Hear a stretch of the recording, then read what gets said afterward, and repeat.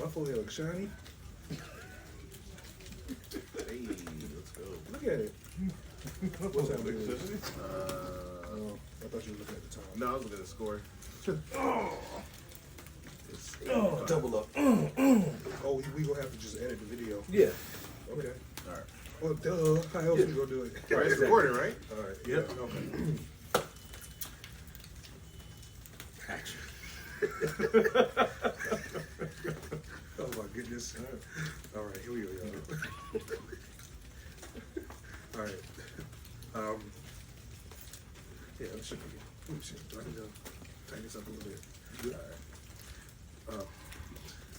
It just don't feel right. All right. What's up, everybody? This is MC Hotshot. Today, I have David. with me. I also have Eric. They'll be joining with. Start over. Yeah, It's okay, start over. All Take right. two. What's up, everybody? This is MC Hotshot. Today I have David. and Eric, and they'll be joining me today. We'll be just answering a few questions. Not necessarily a round table, but the idea of a round table. I do have my phone out, so I can, get the questions out to them. Thank you all for joining us. So if you like what you see, please subscribe, comment, whatever feedback will be great. Thank you. Starting off with the first question I have, and either or can take the answer. What does firearm ownership mean to you? So to me, firearm ownership is obviously owning a firearm, and then just kind of doing everything that's proper as far as owning the firearm. So if you're walking around with the gun, having a concealed weapons permit, purchasing it the correct way, just kind of being responsible. All right, that's good. Yeah. Thank you. What about you? Got an answer with that? Pretty much the same thing. Just being responsible. Pretty much following the rules. Not just, brandishing it just because you have it. Doesn't mean you need to show it off. It is for protection, not just for, you to go out and if you have an issue with somebody. So pretty much the same thing. Yeah, I like that. That was actually one of the biggest points that was taught and emphasized to me is brandishing a weapon. So when I got into taking my classes for my concealed weapon permit, there was some guy from ATF, done it for 20 something years, and something he heavily emphasized is brandishing your weapon. Most people do that, especially not just younger people and adolescents, but when people get a new gun, they're excited.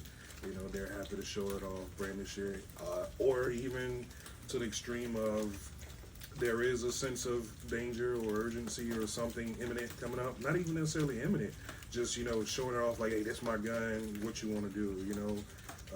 That was something I had to really take heed of, just chill, because I'll admit I had an incident. One time I had someone try to run me off the road because we were in traffic and I couldn't drive no faster than the car in front of me, and he tried to run me off the road. And initially, being younger at the time, I was like, what you want to do? I got my pistol right here, but I had to think like a responsible adult. Like David was saying earlier, responsibility is key when talking about firearm ownership. So thank y'all for answering that. How or what made you get into firearms to whatever extent you are at with them now? So I think you can start off by talking about what extent you are at. right. now. Right. So I think I'm not very far anywhere really when it comes to firearm ownership. Just I don't have any firearms at the moment. What about your experience? So experience, I think honestly the first time I went shooting was with you and a friend of ours from work. It was nice though because all of you guys are well experienced. So and you guys had everybody had different types of firearms. I was shooting handguns Assault rifles. I don't think I got to shoot the shotgun because y'all shot up all the ammo for the shotgun. And you were blasting the roof with the shotgun. I remember that. I am still a newbie, and the time most definitely was at that time. But yeah, honestly, that's the farthest I've probably gone. And then I went to a gun show with you one time, and I think I went to a gun show previously with another friend of mine. But I would like to own a firearm at some point. I just haven't really. It's just, life. You have priorities, and that's just, when I get a firearm, I want to get something that's a quality weapon. Thank you. And for you? Same thing. I don't have any guns. I'm curious. I think I've always been curious.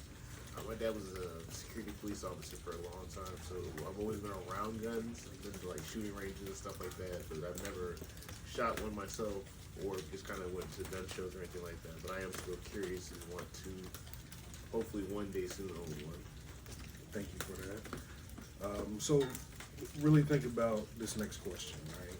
To whatever extent, whatever depth you want to think of it, how do you personally feel about firearms? Anyone want to take that? I mean, for me, I think they're part of our society. There is no way of separating the two anymore. They are one. They are for protection, but for some people they are a hobby. For some people they love to collect them. For some of them, it's about the camaraderie of the group. Do I think that guns kill people? Yes. Do I think that guns are part of the problem? Yes. So I think that there needs to be some kind of gun control to an extent. Yes, but I don't believe that anyone should go in anyone's house and take their firearm. Like I said, there's no separating the two. It's almost a part of our society. It's kind of baked in already. Thank you for that. Thank you. What about you? You got an answer on that? Yeah, I think just a firearm is it's a tool. It's a weapon, and we've had them for a long time. And before firearms, we had blades and different weapons. So it's just something that as humans we're going to have. And kind of like Eric shared, some people will use them purely for just have them for defense, others as a hobby. So it's just something that's been engraved, I think, in humanity for a long time. It's just not going to go anywhere. I got you. Thank you for that. I'll add to that. So personally, how I feel about firearms, now I embraced it because at first I was apprehensive, I was scared, maybe even petrified, terrified, because if you remember or have seen the first episode, my introductory, there was a lot of gun violence where I grew up at. So to me, a personal feeling for firearms that I get is safety. As far as it being used responsibly, it's safety. You've gotten to the point where, honestly, I'm a big guy. I can handle myself. But I feel a lot more secure and safe when I have my firearms. And it's not to the extent of I just want to shoot someone or I hope to get in a powwow with someone. I've always had this, idea of if you come at me with a gun and I don't have a gun, what is the probability of me coming out, in that situation? Alive, intact, just simply alive. So I believe in meeting you with whatever force that you come at me with, personally. So those are some personal, feelings and insight as far as how I am, as far as the feeling about firearms. And I have another question here. This is for you, David. So how do you think your girlfriend would feel about you owning and operating firearms? She would be fine with it.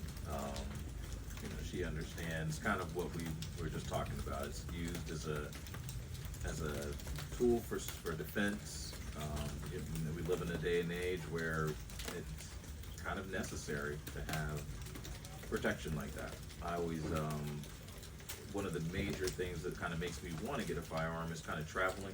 So maybe going out somewhere where I'm not familiar with, and me and my girlfriend actually went really north of Florida to kind of like a cabin that was off the grid, and there was nothing out there. Like, it was for miles. And I thought to myself, and I talked to her about it, like, man, you know, having a firearm now. Oh, Remember we talked about that, yeah. Because I was actually thinking, like, man, maybe I should hit you up and see, like, yo, can I borrow your pistol or something like that? Because I was like, it's kind of sketchy being in this area that I'm not familiar with. It's kind of in the middle of nowhere. So I talked to her about that, like, yeah, I would be more comfortable out here with a firearm. And she actually agreed. So I don't think she'd have a problem with me having one at all. Yeah, that's good. And you know, to speak about that as far as traveling, before I get to Eric, so one of the biggest things when you are doing your course for concealing your getting your concealed weapons permit is understanding that every state handles like the other states' permits differently. So it's important to make sure you check to make sure that state accepts or honor your state's concealed weapon permit. And what I mean by that, so not too long ago I went to Chicago, and you know, when you think Chicago, guns, you know, you know what I mean by that, which I have nothing against Chicago. I love Chicago. But I was like, I am about to go to Chicago without a gun. And usually I have a gun within my vicinity, like probably 5 feet of me at all times, just about. So now I'm about to go naked to this place where you get nothing but violence from without any guns. And so I was like, it gotta be a way for me to get my guns. And then I look, and Chicago, well, Illinois isn't one of the states that honors Florida permit, and actually they don't honor many other states. I believe it was just like Idaho and a few other states that they'll honor. So I understand traveling and having your firearm for safety. That's vital to me. And Eric, so any piggyback on that? As far as like, you know, girlfriend, or how do you think they would feel? Honestly, I don't think they would have a problem with it, especially if it's for a reason why it's for safety. And it's not just for me just trying to be reckless, riding around, trying to prove I'm a tough guy, you know, keeping it just at the house. Or like with David, when he's going out of town, going into the woods and stuff like that, you want to make sure you have a firearm for a man or a beast. You never know what can come out, you know, out of the woods at you. Yeah, and this is an important question that I've posed, and what made me even pose this question. So I had someone come to me, it was a male, and he was like, hey, you know, I know you know about guns, I want to buy a gun. Can you help me or guide me through the process of buying a gun? That person's spouse happened to hear the conversation. So after me and the guy finished talking, you know, and I'm familiar with the spouse. So she came to me afterwards and she's like, yeah, don't help him get a gun. Like, and it's not even that, you know, he's crazy or will do something, you know, harmful or violent, none of that. It was more so she had an experience when she was younger that has her terrified of weapons, any type of firearm, and she was like, please don't do that, you know. So I think that's an important question to consider when you have a spouse or girlfriend or looking boyfriend, whatever partner. That's something that's good to think about before making those decisions of just firearm ownership. Excuse me for a moment. So anyone can take this question here. As far as I know, me and you've talked about this a few times, and when you do talk about it, elaborate a little bit more now. What type of firearm would you like for your first acquisition, and why? So I would really like to have just a really high quality handgun, just kind of something that is practical, You know, I can maybe take it to the shooting range from time to time, and something easy to learn on or learn with. Excuse me. I kind of have a little bit of an infatuation with like a revolver, like kind of like a classic piece, but doesn't necessarily have to be a revolver. But you know, something that's you know, not too big, practical, and kind of, you know, easy to learn on. That's good. I know we've talked about the revolvers, which honestly, I've shot a revolver, but I've never thought about a revolver. And actually, from his infatuation of the revolver, I'm this close to purchasing one. So maybe you'll see a video about that coming up soon. What about you? What type of firearm would you acquire first, and why? Honestly, probably just something simple, just like a handgun. Nothing, you know. I'm as somebody who's just now, you know, been curious but still trying to, you know, dip my toe into it. I would want something that, you know, something small, something I can handle, you know, go out to the range. And then if I really like am into this, I shoot my first gun and like this is what this is, like I said earlier, a hobby for me. I would want to get something a little bigger and continue to grow on top of that. But I don't want to just, you know, go into it and say I want an assault rifle or maybe even a shotgun. I know shotguns are something, you know, standard, like a hunting rifle is, you know, standard for kids, you know, stuff like that to get them started. But that's somewhere I would like to start, you know. Because at this point, I'm like a child with guns, you know. I've never shot anything before. Yeah, you know, that question is a good one for me as well because, you know, I've had this conversation with other people off camera, just personally, and that answer really depends on, for one, the demographic. What I mean by that, most younger people, when I pose that question to them, the first thing that come out is they want a AK-47 or some type of AR. I'm like, what is an AR? What type of AR? All they know is, I want an AR. Okay, cool. There's different variations of ARs, but it's always initially like, I want the big gun. And then you have some, you know, based off demographic and geographical locations, you know, it may be a hunting gun because it's something that they do as a pastime with family members. So I like the question because you get you thinking as to why people do what they do as far as making those decisions of purchasing their first firearm. Last question here for both of you. So, do you see yourself becoming more involved with and knowledgeable about firearms over time, or are you just okay with where you're at right now? So, I think that after I own one, because I do plan on doing that at some point, I will become more knowledgeable. How far I go with that, I don't know. It just kind of depends on how I feel after getting that first piece. But I feel like right now at this point, because I don't own a gun, I haven't really dived in too deep.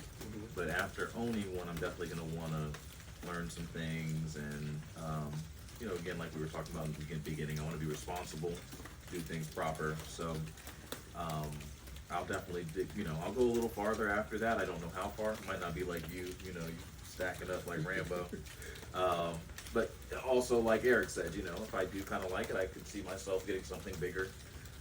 Maybe like a rifle or something like that, but time will tell. And thank you for that. What about you, Eric? Same thing. I think, you know, once I get the one, I'm going to want to do all that I can, you know, to get familiar with the one that I have, and then, you know, learn a little bit more about the next gun that I want to get, or future guns I want to get, or just guns in general that I think that I like. Guns to me are almost like art pieces, you know what I mean? A lot of them look nice, but I can't own some of that art. You know, I can't own that. It's too expensive, or I don't want to own it. I just like the way it looks. Right. That's how I look at it. Yeah. For myself, answering that question, it started with obviously getting a gun for safety.